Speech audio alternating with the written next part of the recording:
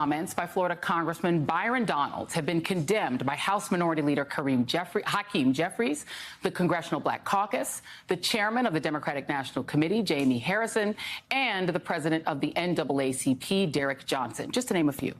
In those comments at an event designed to help Republican outreach to black voters in Philadelphia earlier this week, Congressman Donalds made what certainly seemed like positive comments about the Jim Crow era. And he claims his critics are missing the context of what he said. So here's the context. I grew up with my mom. My dad and my mom, things didn't work out. As an adult, I look at my father and I say, bro, I don't know what happened, but you my father and I love you. Wow. I don't know what happened. I wasn't there. Wow. But I'm gonna tell you this, growing up, the one thing I knew I wanted to do, and this is not about my father, this is about what I wanted to do, is I wanted to be a father to myself. Wow. And so one of the things that's actually happening in our culture, which you're now starting to see in our politics, is the reinvigoration of black families with younger black men and black women. And that is also helping to breed the revival of a black middle class in America. You see, during Jim Crow, the black family was together. That's right. During Jim Crow, more black people were not just conservative, because black people always have been conservative-minded, but more black people voted conservatively. And then H.E.W., Lyndon Johnson, and then you go down that road, and now we are where we are. What's happened in America the last 10 years, and I say it because it's my contemporaries, it's Wesley's contemporaries, you're starting to see more black people be married in homes, raising kids. It's when you home with your wife raising your kids, and then you look at the world, you're saying, now wait a minute, time out. This does not look right. How can I get something to my kids? It goes back to the conversation of generational wealth. Not just having a job, generational wealth.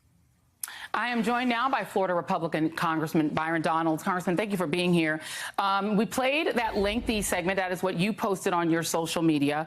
The part of what you said that people take issue with is this line, which I'm going to read back to you again. You see, during Jim Crow, the black family was together. During Jim Crow, more black people were not just conservative. Black people have always been conservative-minded, but black people voted conservatively. But it is that during Jim Crow, the black family was together. That's what people have taken issue with. What are they missing? Frankly, what's really happened is that you have, Democrats, and you have the Biden campaign, and some of the media want to twist my words for political purposes. The overarching issue is talking just about black families and why you're seeing a trend of black people leaning towards Republicans in this election cycle and probably in election cycles to come. And part of that, is that when you're raising families, raising kids, et cetera, you're now thinking about all of the public policy issues, all of the economic issues, all of the education issues. And that's leading people to have divergence in political thoughts. That was the only point. The stuff that comes up about Jim Crow and twisting my words, saying I was being nostalgic or saying that Jim Crow was good for black people, that's all political spin. It's a lie. It's gaslighting. And that's truly unfortunate. So here's the challenge, Congressman. You started out talking about your family, talking about your mom, talking about being raised, and you on your own brought up Jim Crow. In fact, you said Jim Crow 3 times for emphasis. It wasn't the media or the Democrats or gaslighters who brought up Jim Crow. It was you. You brought up Jim Crow. So why did you use Jim Crow specifically as your reference? You did that. No one else did that. You did it. Oh, I did. We were having a conversation, just talking as, black people in Philadelphia. But if you're going to use the chronological timeline of America before the Great Society and Lyndon Johnson's time period, you had, unfortunately, the Jim Crow era in America. During that time period, the marriage rates of black Americans was significantly higher than any other time since then in American history. So it is a divergence if you're talking about marriage rates in the Black community. They have plummeted. And what we've seen recently in America, which is a very good thing we should all celebrate, is that the marriage rates in the Black community are rising again. That's good for Black families. That's definitely good for Black children. It's something I want to see. I'm quite sure you want to see it as well. Okay, let's talk about that. Jim Crow lasted roughly from 1867 after the Civil War to 1968. Is there a specific period between 1867 and 1968 that you thought was this golden era for Black families, or a time that was good for Black families? Joy, I never said that. And see, this is where the gaslighting comes in. I'm going to read what you said. All I was talking about was the marriage rates. Stop. No, Joy, that's not what you said. Let's play what you said. Play what he said. Play what he said. Families. You're saying I said it was the golden era. I'm going to play. I'm going to play what you said. I said that it was better for Black families. I never said that. I said play what he said. Play what I said. Play what he said. During Jim Crow, the Black family was together. That's right. During Jim Crow, more Black people were not just conservative, because Black people are always a bit conservative-minded, but more Black people voted conservatively. And then HEW, Lyndon Johnson, and then you go down that road, and now we are where we are. Okay, so now I'm going to go back. You said during Jim Crow, the Black family was together. What was the authority of the Black father in the Black family during Jim Crow?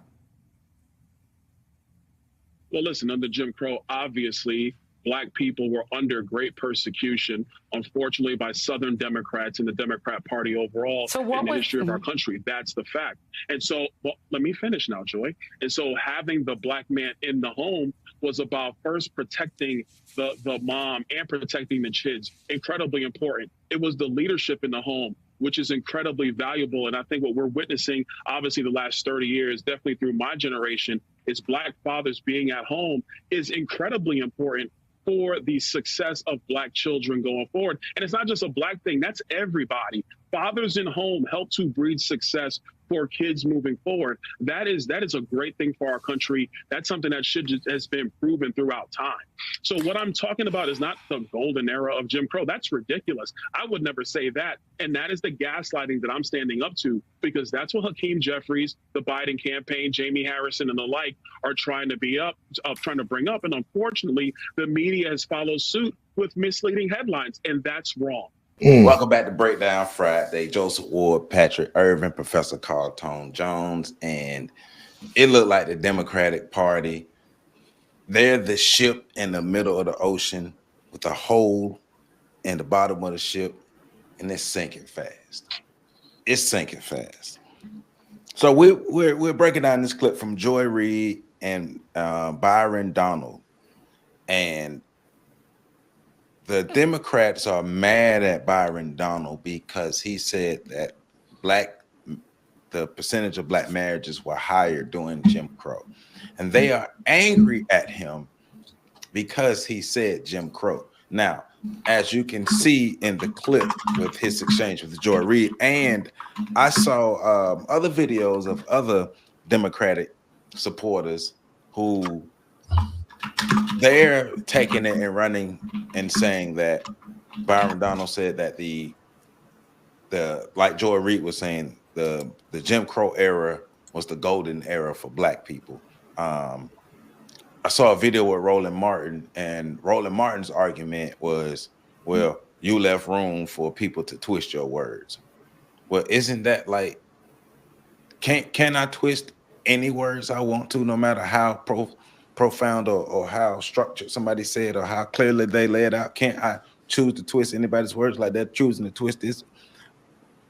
I think this is crazy. I think the Democrats, they need something to do, and this is further exposing them. But you know, we're not going to focus just on the Democrats. I want to break down all the components of this. I want to break down who Byron Donalds is, take a look at Joy Reid and the statements and everything that's being made. But first, let's talk about what Byron Donalds said.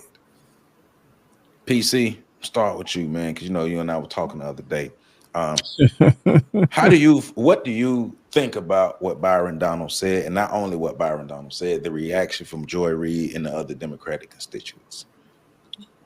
Well, I personally don't have an issue with anything he said, to be honest with you. I think that he basically stated something that is factual. You know what I'm saying? He stated something that was factual.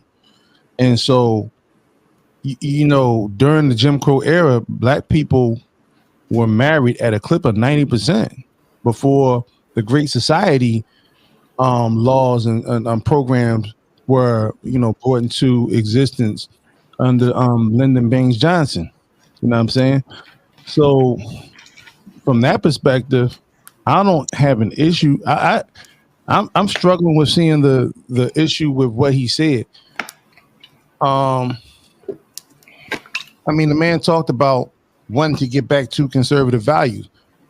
Black people as a whole are the most conservative group in America as a whole, in terms of, like, it used to be anyway, in terms of upholding family values, in terms of upholding being respectful in the home and things of that nature, chivalry and all those different things. Now, of course, you know, you can't really base on the last few years, but it's become a situational issue in terms of the perception. And see, this is what's called like yellow journalism, when you take a bit and a piece of what somebody says and you totally misrepresent what's been said. And I think that that's what we're seeing right here. You know what I'm saying? It was a disingenuous argument. You got shills for the Democratic Party, who basically operate in all these networks are aligned with the different political parties. And I think that's what we just saw. And I saw, you know, basically an attack, you know what I'm saying, because he is identified as being part of the dark alliance with the Republicans and so forth. I'm not saying anybody should vote for anybody. But the bottom line is, if you have other issues with this man and his policies, let's talk about that. And let's be specific. Right. So I think the reaction is bullshit. It's gaslighting. He's right. They gaslit something because they don't have a leg to stand on otherwise. Like, yeah. You know, so that's you know, and I'm gonna let Pat jump on that because Pat, I hear the keyboard clicking, but Pat is already on it. So I'm gonna land my plane. Yeah. Now, what was interesting about the exchange with Joy Reid is she didn't have a real argument outside of you said Jim Crow. Well, she went further on, as I multitask here. She went further on to bring up, like, she brought up an event that occurred where a black man was dragged out of his house and he wasn't in a position to protect his family. So she brought this one particular example up, but it still doesn't. It still doesn't. It has nothing to do with what the conversation is. It has her bringing up an unfortunate situation that happened to a black man during the Jim Crow era does not make Byron Donalds' statement any less true than what they are. Yeah, one anecdotal point doesn't make, like, he could have made other points. I mean, you know, we've heard other stories of black men deleting white men for violating their families and then having to uproot and move in other places, but they did defend their family with in some form of vengeance. We have a lot of those stories as well. Black men fighting back against Jim Crow. We got the Deacons for Self-Defense. Yeah. A group of black men who were fighting the Klan, having standoffs with the Klan, and also, you know, corrupt sheriff departments all throughout the South and the Midwest. So we have evidence of and these were all family men. So we have a lot more. I mean, of course, in the situation of Jim Crow, where they blurred the lines, because it used to be a time where it was called Jim Crow started after Reconstruction that ended in 1877. Really the time when Jim Crow started. It wasn't during the Reconstruction era. You know what I'm saying? So this whole notion is like a lot of things, a lot of facts are being played with here. Yeah. You know? And so, you know, you take it upon an uneducated audience, because I've read the comments. Did you see the comments? I heard the comments. I gotta bring them up. We don't go through these comments. But yeah. So, and it just shows how black people are in and I wrote it down. Hold on, man, because I used to teach about stuff like this. Black people have an awkward conformity with dealing with the Democratic Party and the abusive relationship, right? So I identify it as the relationship between blacks and Dems. You know what I'm saying? And in that abusive relationships where black people are pretty much being whipped into, conforming to a particular relationship that is only it only benefits one side. It, you know what I'm saying? It does not benefit black people. And the only argument that Democrats can actually say for black people is that, the Republicans are these boogeymen and you shouldn't get in bed with them because they have nothing but bad intentions for you. Yeah. Well, yeah. Well, what have we gained from being in bed with you since the election of Kennedy? I just think this whole exchange and the whole outrage behind this is embarrassing. It's embarrassing because it's showing a lack of comprehension skills and listening skills. Yeah. I mean, like, you're really going to say, I heard what you said, but this what I heard what you said.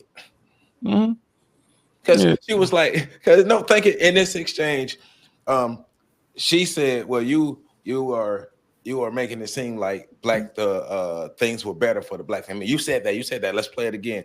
And they played it, and that's literally not what he said. Joy. So what he did was reflect to an era in time. And if you go through America is defined by eras. The Jim Crow era actually occurred during a specific period of time. Now, in that particular era of time, black marriages, black families were together more.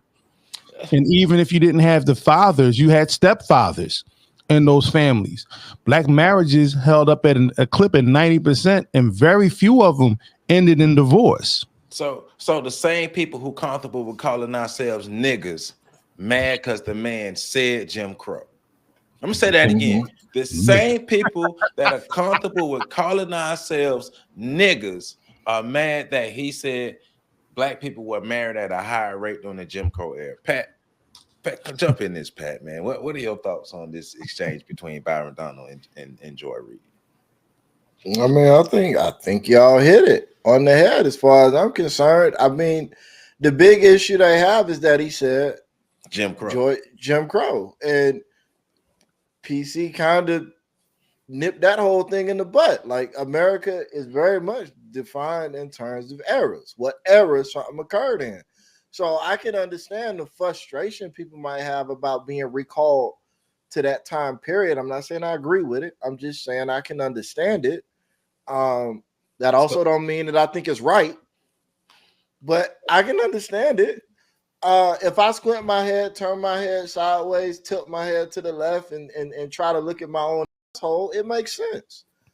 But from the perspective of this man was trying to get us to think about a period of time when he said Jim Crow, did everybody not jump to the same period of time? If the answer is yes, then this communication was highly effective. It got all of us to envision the exact period of time he was talking about. And in the midst of all the trials and tribulations that was going on at that time, the black family held up, which was kind of his point. The black family was able to hold up because the black family was, in fact, an actual family. Now, he's a politician. He's going to say some political shit in the middle of him saying what he's saying. I don't even understand at this point why anybody would get mad at him for being a politician. Y'all are mad at a politician for saying something politicky? That don't even make sense.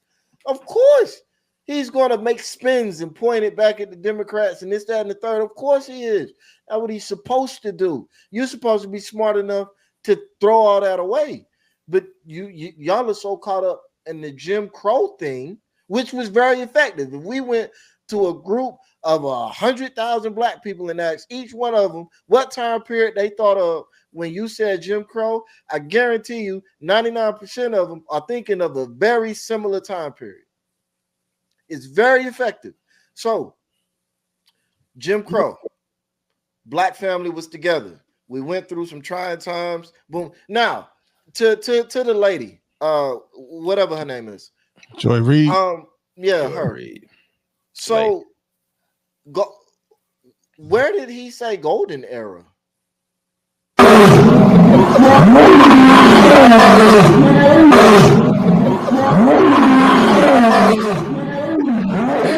What is that? Some whales hunching? What that is, but it was right on time. Sound like some lions or something. That's what it sounded like to her. Tell us some rhinos was hunching. Yeah. Where did he say golden era though? That's what. Where did, see, I'm sorry. Go ahead. Go ahead. No, it's just like where he never said. And this is where it's like, all right, we gotta listen with the intent to actually discuss and dialogue and understand. Not just that, and I understand this is very political time, hyper political time. That's not gonna happen. But even here, we need to understand, Sean. This has been bothering me for a while. When we're talking about the interactions between one man and one woman, oftentimes those interactions are similar, but they're not the same as when we're talking about the interactions socially and culturally between men and women. It's like the difference between quantum physics and regular physics. They're both physics, but they operate differently. The interactions between one man and one woman, and I'm pointing this out because what was the relationship that the black man had to the black woman at that time? It's if we're gonna have that conversation, how are we having it? Are we having a physics-based conversation where we're talking about the larger structures of it? Or are we having a quantum conversation where we're talking about this one little anecdotal story that I know you got in mind is your gotcha that you want to speak to? Because if all we talking about is this one story, don't try to gotcha me. Bring up the story. Let's talk about it. Let's also talk about all of the other things that go into it. We know that in the quantum realm, particles change when you observe them. Just observing them. Mm-hmm. Okay, who is observing this interaction between this man and this woman, and how did that change the interaction between the man and the woman?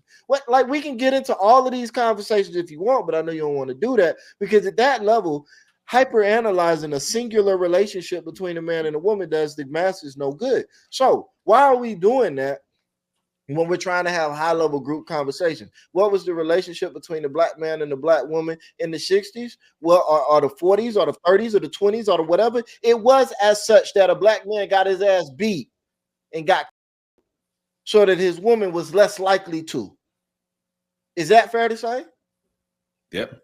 So we want to call the black man weak because he was not able to stop it. He was able to mitigate a good portion of it by absorbing it onto himself. We get a man no credit for that. And that question that she asks is a very disingenuous question designed to rip away what little respect black masculinity still has. But that's a whole nother conversation that does tie into the political debate, because we do know that not only is the black community more often than not more conservative in their thinking and their world viewpoints, but we also know that men are more conservative in their thinking and their viewpoints. And we also know that right now, the liberals, the Democrats, and I say this, I tend to agree more with Democrats than conservatives. I'm just saying that.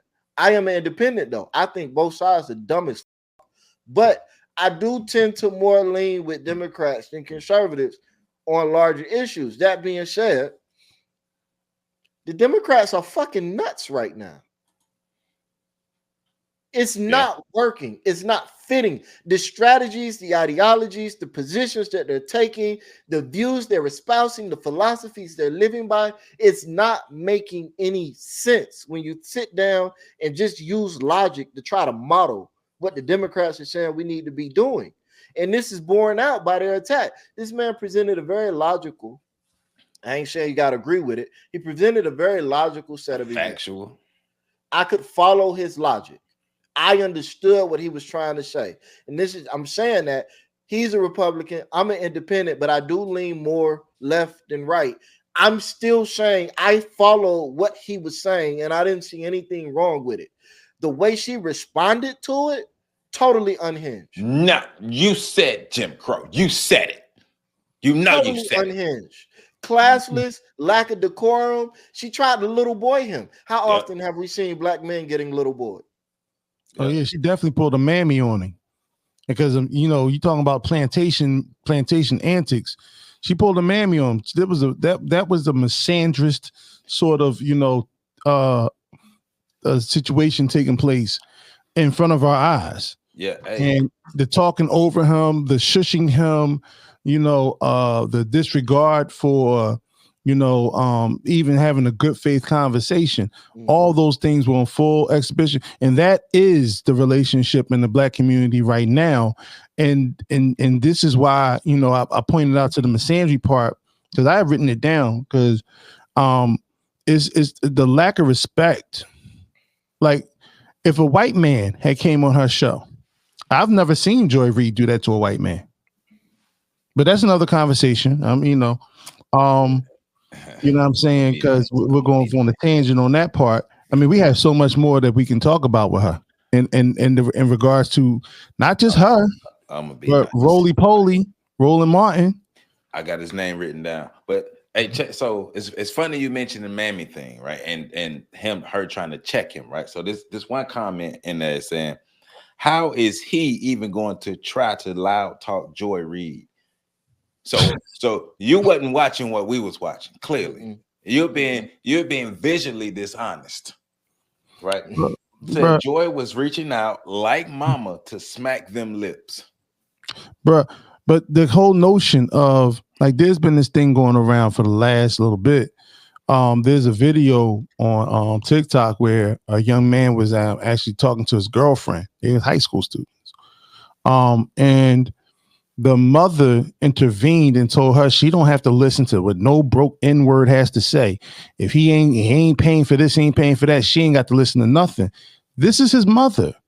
Then she goes on to go live about the conversation, because the conversation wasn't visual. The young man got out the car. And it wasn't recorded, but the young man got out the car. But then she proceeds to further on emasculate her son by talking about what no broke N-word would have to do, can do, and this, that, and the other. And we need to teach these boys about this, that, and in the comment section, there were so many women talking about it's good that she humbled her son. And it's the same. So we're not talking about relationships between teenagers now. Now we're talking about even on this stage with elected officials, and I really don't have like a care about that particular position and so forth. We're talking about two professionals or whatever, two people who are in the same arena, and the level of disrespect, and people talking about him needing to be smacked on his lips. Hey man, look. So, but my thing is, because I'm looking through all these comments, and a lot of people are basically saying, well, he didn't have to say Jim Crow. So they're saying that they're triggered by the words Jim Crow. And once again, I'm gonna go back to what I said earlier, though. Like, how were you triggered by Jim Crow, but you're not triggered by nigga? Well, I'm gonna say it for this, like this, Joe. These niggas have lost their minds. No, I'm saying, but like this right here is what do they call it? When you start politicking for like something, like you generate a political position off some bullshit. But that's exactly what this is. It's like you have nothing real to talk about. Like so black people in the Democratic Party, this is the hill you're dying on, that he said Jim Crow. You are triggered that he said Jim Crow. This is the hill that you're really going to choose to die on.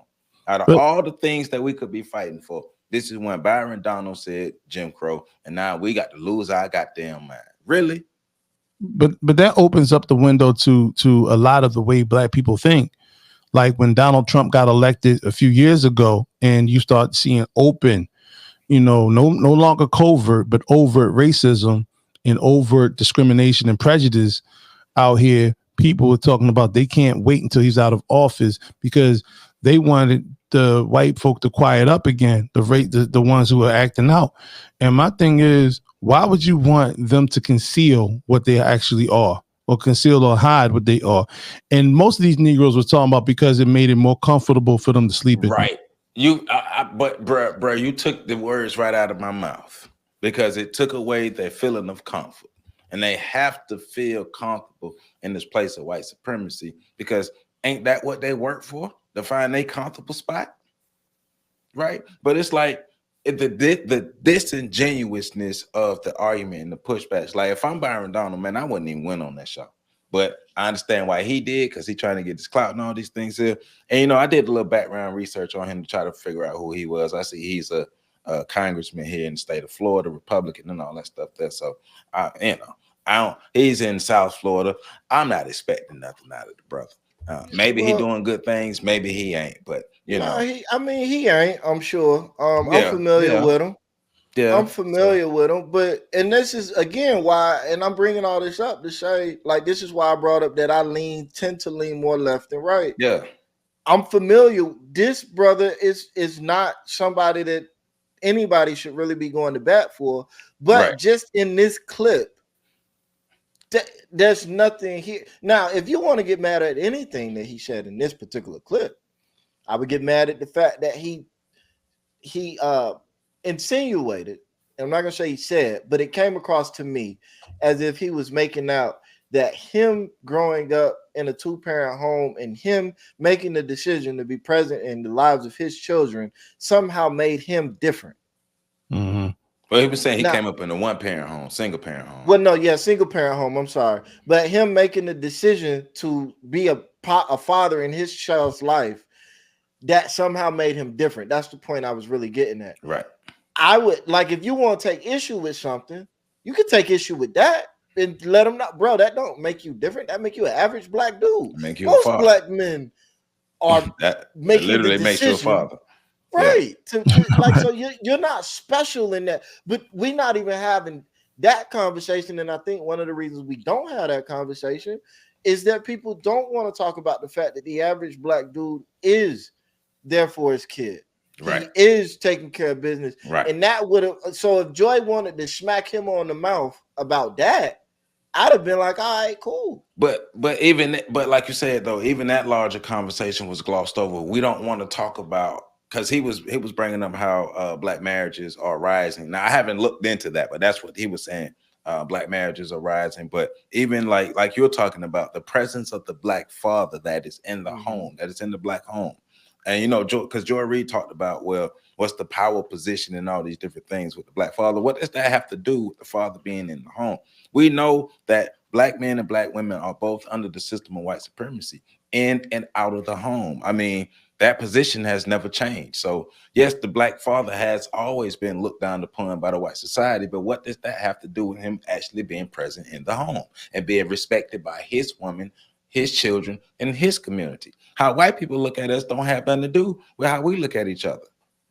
Yeah, that's what was missed. They're harping on that. Well, white people, the black father was not respected by white society, and then the black people who chose not to respect the black man. But before that, the black man was respected by his people. But wait, why was the black man who did not respect the black man? You're talking about white society. Yeah, but then we say, why was he not respected? And then why does that matter to you as a black woman? My point exactly. You're talking about stuff that's irrelevant to the conversation.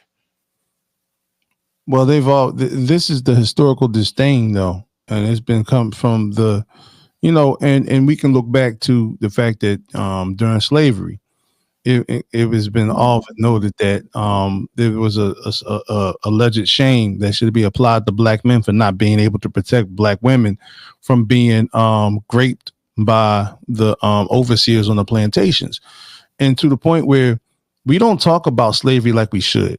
Slavery was the ending of a war that was lost on many fronts, and when you lose a war, there is a level of humiliation or a level of degradation because the men are going to be warred on. The men are going to be demoralized.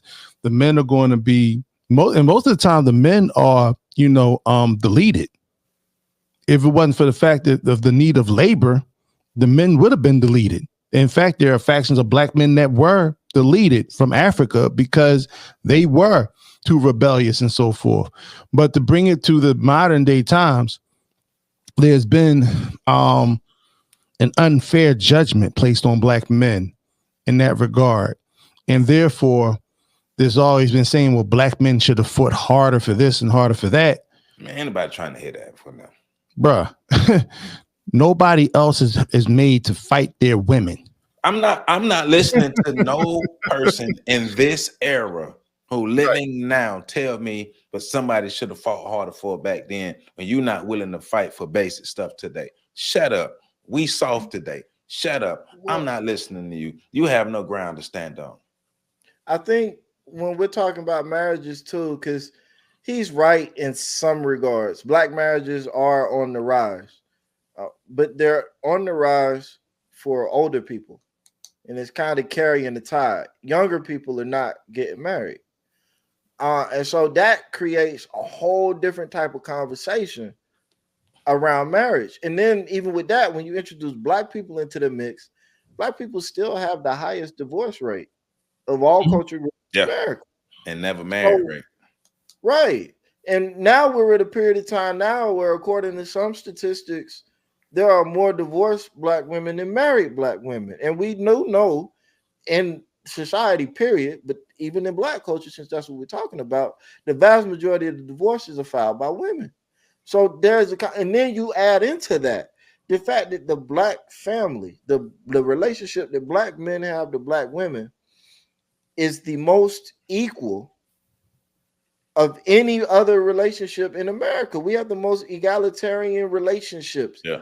Black women, in terms of the power dynamic with black men, have a closer approximation to black male power than any other one, to manpower than any other woman. And we could even push that a bit further. I say, and I know some other people agree with me, but I'll say it. I think black women in relationships nowadays have vastly more power than black men do. And I think it's been that way for decades. Yeah. So when we're talking about the power, again, you're asking a disingenuous question to try to steer the conversation while making it look like he's crazy. No, he's not crazy in what he's saying in this regard. Now, the brother's crazy in what he's saying in a lot of other regards, but in that clip, there was no craziness. Chad, except about you. Yeah, I mean, like I'm sure, I'm sure this brother has tore his drawers in a lot of regards and a lot of rhetoric that he may have spoken. He may or may not, but two things. One, he's a black Republican, so they don't like that. Second is he said Jim Crow. Oh no, we got to be mad. But it's like I'm the viewers, because I saw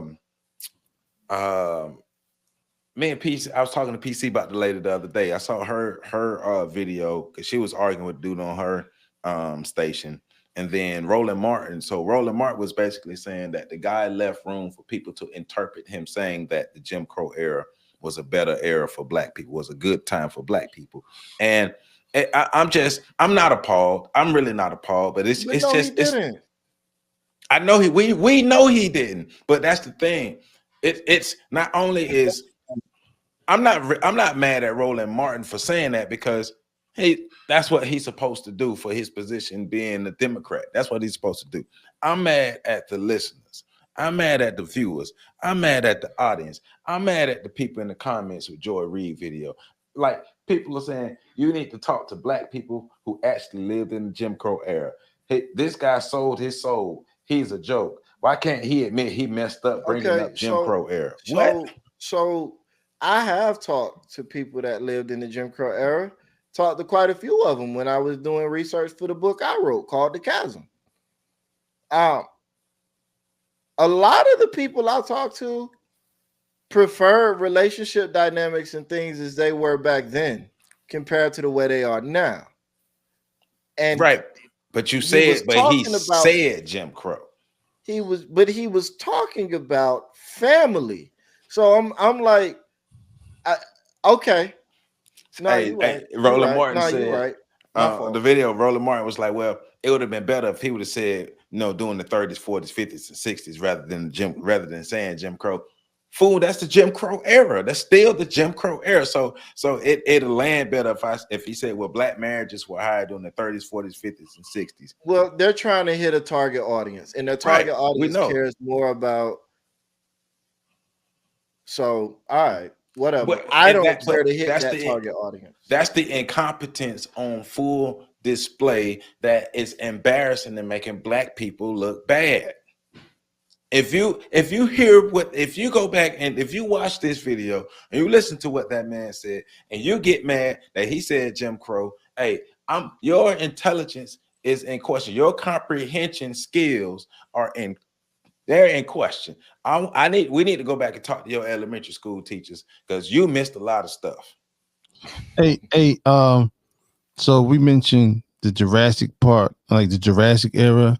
Like, are people gonna get offended because dinosaurs ruled the world and not humans? Like, it's the silliest argument.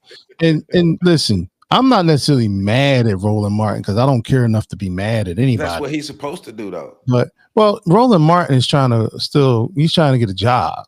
So his slurping, you know what I'm saying, is for to try to get back into the good graces of the Democratic Party. Yeah. That's why he was doing the two-step with Hillary Clinton. He thought that was going to be his next meal ticket. And when she didn't get it, we decided to use the word slurping rather than other words we was going to use. So. Yeah. I got it. I got it. It was a shocker. It got. I know. I just had to say that. Oh, okay. Yeah, that was. That's what we doing. Right? Yeah, that was preempted, man. Yeah, I mean, my grandfather used to call him knee pad. You know what I'm saying? So so I understand why he's doing what he's doing, all the pandering to the Democratic Party and so forth, and consistently talking about that's why you need what did he say? A reporter, or you need representation or something like that. These comments, man. Man, I'm telling you. So, listen, man. Somebody said, "Masterful Joy."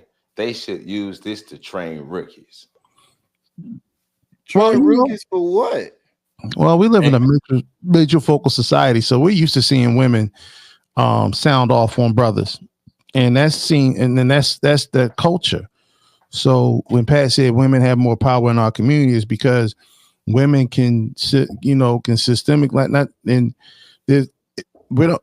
I mean, you can see the emotional abuse, the verbal abuse, and sometimes the physical abuse in that direction, and it's okay. I mean, how many times have you seen a woman whooping a man's ass and then nobody do anything until he even does anything to raise his hand or push her off of him in the black community? So this is just something that is just common, and this is culture. This is the culture, part of it anyway. But the whole like I said, I didn't know anything about dude until we played the clip. What's funny in these comments though? What's funny, because I'm looking at the incompetence of these people. What's funny is somebody posted, it's a fact that despite the oppression of the Jim Crow period, which was sure Donald would not deny, more black children grew up in two-parent homes, right? And there was a lot more. I ain't gonna read the whole thing, but it's only like 11 likes and 1 reply. But right up under that, somebody talking about he literally could have just brought up that married couple were better than the family without bringing up Jim Crow. 54 replies, 375 likes. People are literally choosing to be incompetent. Black people are choosing to be incompetent, and we wonder why we still on bottom. We refuse to accept the truth. We want reparations. We want all these things. But we refuse to accept the truth of who we are and where we are. Like my man once told me, one of the best ways to get out of a ditch is to stop digging. Well, I'm gonna tell you this. First of all, these Negroes don't want reparations because they feel like it would upset the apple cart. Man, they're not gonna give people who can't comprehend a simple sentence reparations. But is the Negroes don't want it because they think it would upset the apple cart of white supremacy, and they're comfortable in white supremacy. That's what we start off talking about. They don't want it.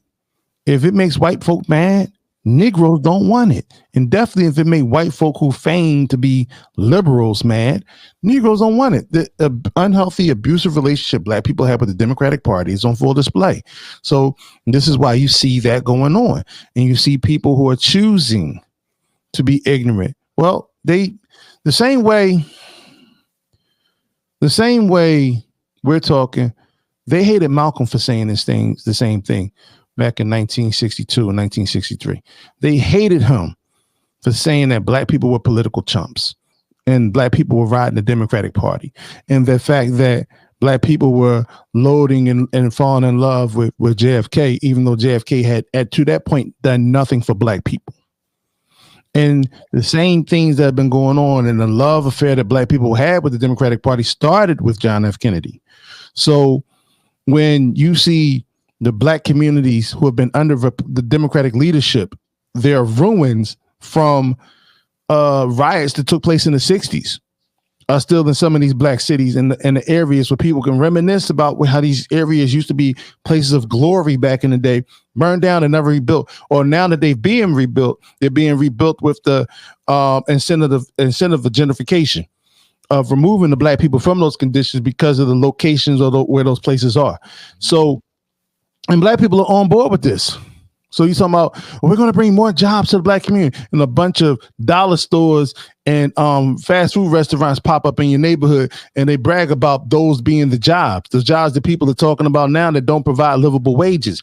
These are the same politicians that are in bed. I remember here in Philadelphia a decade ago, they went to Europe to go. The mayor and the head of city council went to Europe to go get investors to come buy up whole blocks. They have blind auctions for whole city blocks in Philadelphia and blind no bid auctions so that they can buy up city blocks. And that's why we see that certain areas of the city is under different rule and under different people are moving in and taking over, or they're allowed to be dilapidated to force shrinkage, gentrification in those areas. We see all of that. And this is why I don't like. There's no integrity in Black journalism anymore.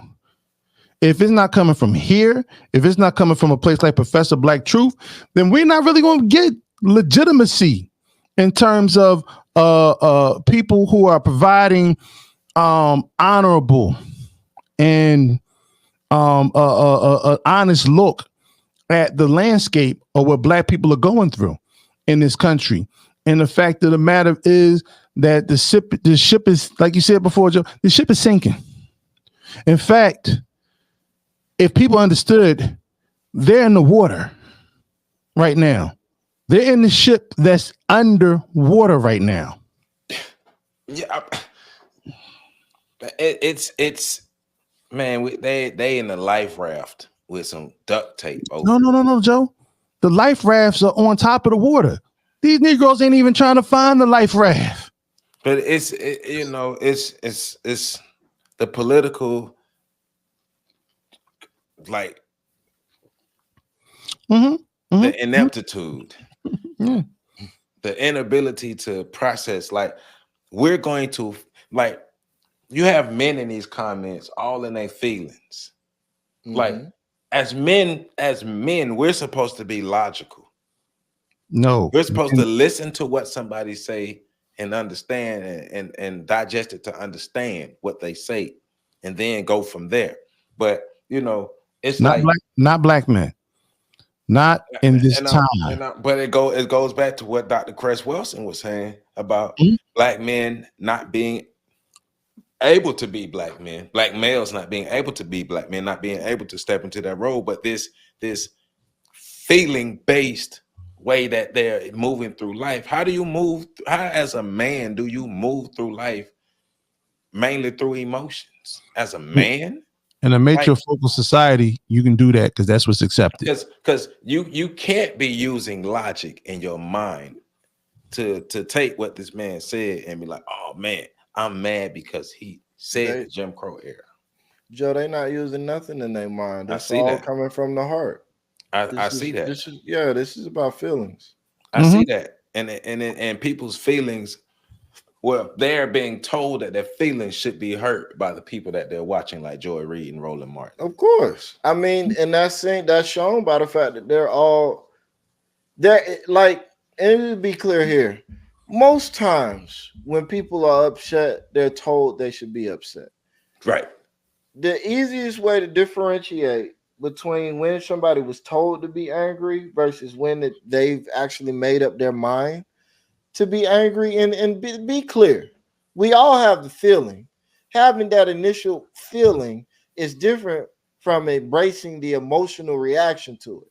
I can feel the surge of anger and not be angry because I've decided not to be angry. I've decided to process that anger, do something else with it. But when you ask these people, why are they mad? That becomes like the litmus test. Why are you mad? Because he said Jim Crow. Yeah, but that's not an answer. I asked you, why were you mad? Let's go through an exchange. I'm gonna be the angry black person. You be the logical. Let's do it. Let's do an exchange. Go ahead. Yeah. Hold on, let me go get my popcorn. So you say you're mad because he said Jim Crow. Why are you mad at that? Because you should not say Jim Crow. You know what happened to black people during the Jim Crow period? Okay, but what about him saying Jim Crow upset you? Because black people suffered under the Jim Crow period. Did he say that black people didn't suffer? He inferred that black people had it better during the Jim Crow period, even though he didn't say it, but that's what I heard, and I felt like he said that. Explain to me this inference. Because it's inside a fence. That fits. That fits. And the bad thing is Joe articulated that much better than most people in the comment section. Yes. Now, that's the saddest part about all this. That's the whole Jesus Christ. That's the saddest part about all this is that, you know, the fervor. It's like cats be foaming at the mouth if you have this conversation. I had a brother. I said y'all are just mad because all of y'all hoping or praying on these cases that they got against Trump because y'all don't think y'all can beat him in November. Right. And a brother jumped on my post and like, he violated the Constitution. He led when the fuck black people start caring about the Constitution? It ain't nothing that mentioning us. Nothing positive. You want to talk about the 3/5 compromise? You want to talk about that? You know, all the addendums that had to be made to it just to make sure that black people weren't necessarily, you know, black people aren't even considered natural born citizens based on the Constitution in America. 14th, 15th Amendment, not. Corporations have just as much right to anything as black people. I think the interesting part of what just happened, though, is that to some people, they would hear what Joe just did and say he answered the questions. I know, right? I told you he articulated better than they do. I know, right? Now, I will say Byron did not, in this exchange with Joy Reid, he did not do a good job of answering the questions. I don't think his rebuttals were great. I think he was riled up but trying to contain himself, and so he didn't really do a good job of fully articulating because he was doing, like you said earlier, Pay, was doing the politician filibustering. Yeah, and if he would have just stuck with the facts, he didn't have to do the filibustering because you just made her look better. I mean, look worse with that wig on. I think he was doing two things. One, I think he was trying to cut her off where he thought she was going. He was trying to beat her there and cut it off. No, Byron, no. Run the clip. Right. No, I'm talking. No. And that's where you can show that he doesn't have a lot of experience talking to black women. I'm sorry, black women, but this is the truth. He doesn't have enough experience talking because you're not gonna beat her to the past. It's not gonna happen. You just got to let her get there and hope that you can handle whatever's there when you get there. But you're not gonna beat her there. That's not gonna happen. That's stiff arm is strong. Yeah, because her goal was to win the argument, not actually be right. Right. So and black women have a specific skill. My bad, Pat. Black women have a specific skill of speeding you up. They can speed you up through a conversation and throw you off. It's innate. They do it with cadence. They do it with body movement. They do it with it's in even the hand movements and the gestures and the interrupting you. Like she already know the first few times she interrupts you, more than likely you're gonna keep going, but you're gonna speed up a little bit. She could just fall back out. Well, and then she fall back. You just sped yourself up. You on times 2. So, but I think he tried to beat her to the punch, which shows his inexperience in dealing with black women. And then he tried to be a politician, which is the part where I'm like, why are y'all mad at a politician for politicking? But I won't say he definitely could have done a better job, but I don't think either one of them were having a good faith conversation. The whole thing was political theater. Yeah. I mean, like, honestly, this exchange seems like they said, "All right, Joy, I want you to go out there and get him." And she like, well, what you want me to say? What you want me to say when I go up there? I don't know, Joy. Say anything. Put on your. We're gonna have to work on your impersonations, bro. I know exactly how. I don't know if she needed any. I don't know if she needed any urging. Be honest with you, man. I know exactly how I'm doing that. What you want me to go up there and say? But here's the thing. I got an issue with is that it's a dirty trick to put a woman in a place like that and then have her be in an aggressive posture with a man, because anything he does to the contrary, anything he does to respond to it is going to seem like, that he's out of line. And so, like, I don't know anything about the brother. I know about Joy Reid because she's been on TV for like a decade now. Y'all know more about his politics than I do. I can only imagine a black Republican is full of shit, just like most politicians. But and what I got from that was that he wanted to go one way, and she was just better at it than he was. And his inexperience, not only with talking with black women, but talking with a skilled reporter. Because I've seen Tucker Carlson do stuff like that, where you get somebody on the rope, and then you can, you pretty much speed them up, or you or you can angle them in a direction that when they're trying to double back, it looks like they're doing double talk. And if you're not skilled enough, then like when we talked about this, how certain people just don't understand how to debate or understand how to handle these types of conversations. That being said, I still think that both, like I said, like I'll never take a politician for having good faith, period. When they open their mouth, they're lying. But what he said though about the Jim Crow era being the time where black people were married at a higher clip and they practiced more family values. I mean, that's in the history books. The Great Society policies came into place, which pretty much after the Great Society policies and programs came in, there was a dramatic, turnaround. I mean, what was the... Well, what you want me to go up there and say?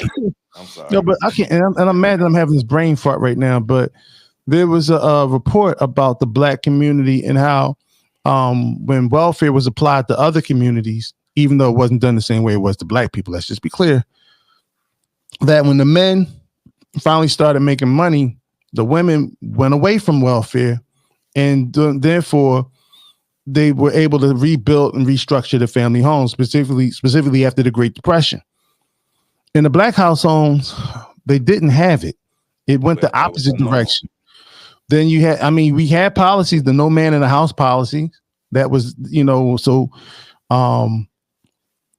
and we had a lot of other things that empowered, influenced, encouraged, single parent households in the Black community, specifically single mother households in the Black community. They were incentivized. There was a lot that happened that we don't want to talk about. So there were men who actually, who was talking about it? There was a brother that was out of New York. I remember watching an interview with him.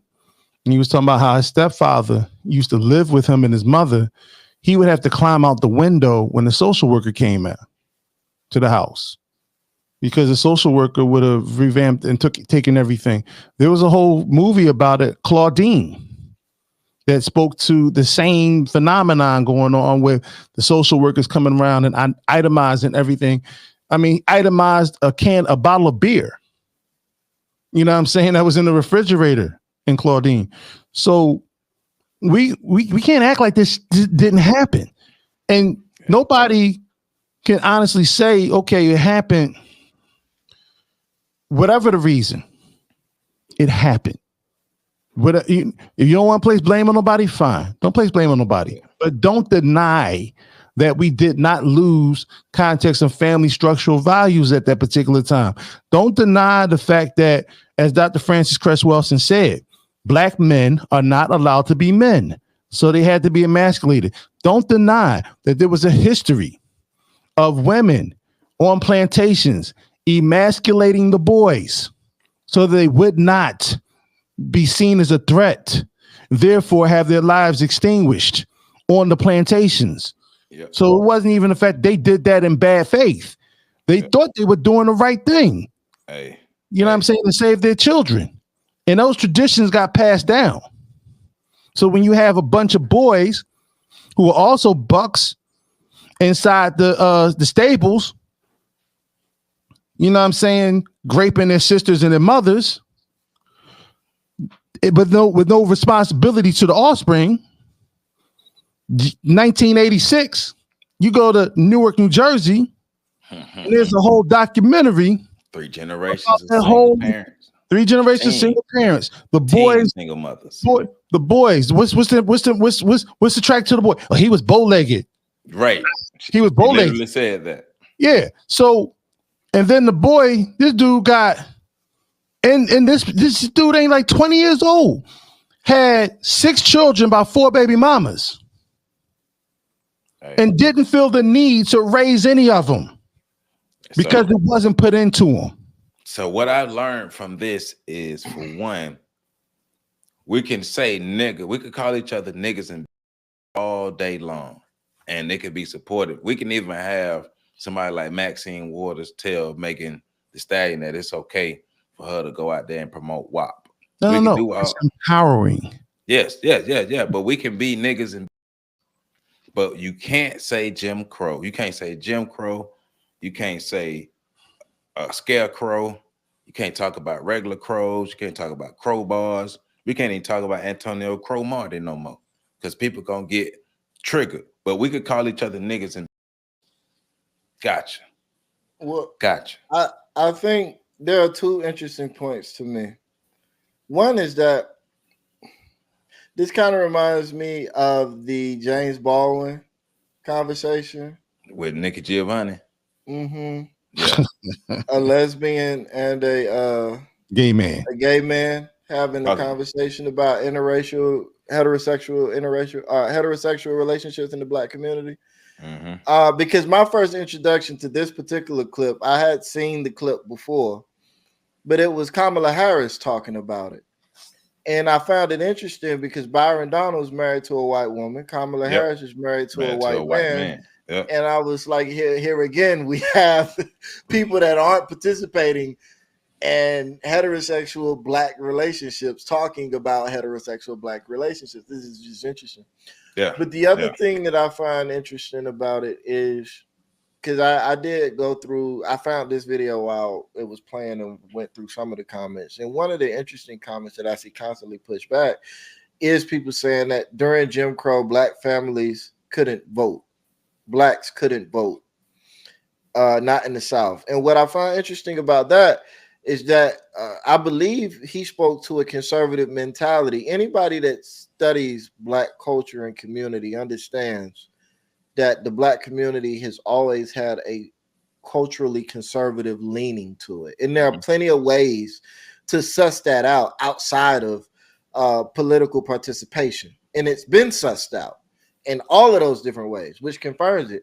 But beyond that, we forget about Reconstruction and the reason why black people don't vote in droves or didn't vote in droves. And that was because when they could vote during Reconstruction, there was being some major political shifts happening that they needed to get out from under. We talked about this in the Great Compromise of 1877 when we put out the Black Political Report Card as a part of PAX. We talked about this in that first report. So Hayes. Yeah, so there's this whole conversation surrounding the fact that there was very much black political activation following the Civil War. There was a lot of black progressive movement, black people coming into offices. A lot of them were mulattoes, and I don't point that out because a lot of people can say, yes, a lot of them were half white, but they considered themselves and they identified as black. That was a thing. This was a whole movement that Jim Crow was put in place to kind of stop from happening. So there's data that shows how black people move, both politically and just in terms of cultural and social mentality. So that argument in and of itself for everybody that's trying to say, well, black people couldn't even vote, so how could he say that black people were conservative? Well, one, you're wrong on all accounts. Black people could vote. It was just, oftentimes a bad idea to try to do it, but we could. But what does that have to do with black people being married? But go ahead. And that's where we get into it, because I think they're pointing at the fact that when he first said black people were conservative, he said black people voted conservative, and then he went back and tried to kind of correct himself. Okay, so but even if that is not an accurate statement to make, to say black people voted conservative, how does that make his statement, which the conservative voting statement was made just to showcase his perspective that black people are conservative people? That's the point of the statement. So you're not even trying to refute the point of the statement. You're just trying to say the whole thing is foolishness. Because you said Jim Crow. Yeah. So, we get into these very interesting, nuanced conversations. And I'll shut up after this. I believe cognitive dissonance is a good thing because it forces us to deal with the incongruence of information, right? Like, I believe this, information says this, the pain and trauma happens, right? Like, I'm bothered by it. I gotta figure this shit out, right? The problem for me isn't the cognitive dissonance. The problem for me is what we're seeing in the comments, how we settle the dissonance, how we deal with it. We deal with it by finding ways to throw away what could be factual information in order to hold on to the bullshit we believe. And instead of researching the new information and making the determination that I need to throw away what I did believe because new information shows that was wrong. That would be the mature way to process it. That's not what's happening in these comments. People are saying he must apologize because he know he would. What is he apologizing for? No, but and I want to follow up what was just said, because it's like and we've had these all of us had conversations. We have a starting point. We talk about it. Us three talk about the facts, and from those facts we draw new conclusions. Mm-hmm. People are starting off with their conclusion, and then they want to argue to make the facts equate to their conclusions, even if they have to make straw man arguments to do so. And therefore, they're creating a new reality that's delusional in nature because it's not the current reality. And this is one of the reasons why we don't really have the ability to come together on anything policy or otherwise that can be constructive for the entirety of the Black community. Because one, we stuck on can't no nigga tell me shit. And two, we are emotionally bought in at the beginning, at the outset, to a particular idea, even if it's not right, because we get stuck on how it made us feel. And I'm saying we as a euphemism, because I don't, we don't. And we get stuck there. And so now our whole thing is to wear you down until you get to where we are and you see it the way we want you to see it, even if we're wrong. And we're in being the people, I've always said, that operate from a place of arrested development, we're too childish to go past that emotional reaction and response stage to a point where once things are settled down, to say, yo, maybe I was wrong about this and wrong about that. And in other words, we're not mature enough as a community to be accountable for the things we say. Hey, look, our black superhero had just developed a new power. We now have the ability to feel a certain way about anything we want to feel about. So I think that may help enhance us overall as a superhero, like our black character, because now our two powers is talking shit and feeling a certain way about anything that we want to. So all you villains out there, you do what's wrong, we're going to get you with our feelings. But and the crazy thing is, we expect young people to be able to hash their situations out in the street and not react and respond emotionally. But you got people in their 30s, 40s, and 50s, 60s, 70s who are doing the same thing in these comment sections. Am I the only one that's still imagining their pre-show meeting before this? Am I by myself? They in the huddle. All right. So Joy, you thought about what you're gonna say? Yeah, I don't know what I'm gonna say to him. Why y'all keep asking me that? And then she just went out there and winged it. No. You said Jim Crow. That finger long as hell.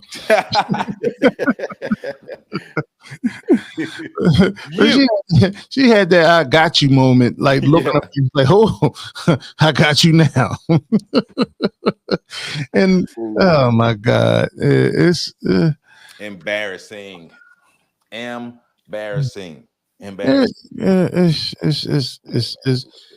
Yeah, it's what it is, bro. Hey man, every now and then they give us one that's a good one. This is a layup, so yeah. But watch you gonna have people in the comment. Y'all defending Byron, y'all support Republicans, y'all do this, y'all do that. Yeah, we know y'all don't listen. We know. We already know some of y'all don't listen. So it's all good. But keep not listening in the comments, because we need more comments. Just make sure you hit the like button as well. And disagree with us, but hit the like button, because we like all that. So we can make sure as many people as possible be able to see this. But also, the more you hit the like button, the more you support, the more you help us be able to give back to our communities as well, because that is what we do. We don't just be on here talking. We be in our communities making stuff happen as well, for real. So the more you support this channel, the more you support Black communities in Tallahassee, Philadelphia, and Charlotte get better. So remember, FatLifeStation.com is in the description.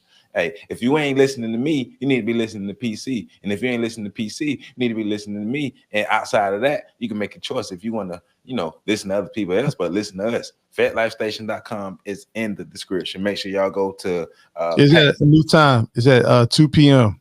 Is it 2 p.m.? It moved to 2 on Fridays at 2.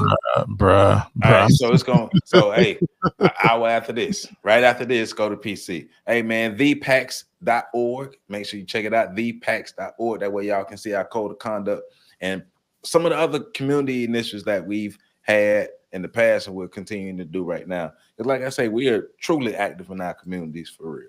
So and all of us work with the children in an educational capacity as well. So we love what we do. We love our communities, and we love y'all especially the people who make sure that we can continue doing what we're doing by your support. So Joseph Ward, Professor Carl Tone Jones, Patrick Irvin, stay black, stay smart, and use your critical thinking skills. We out.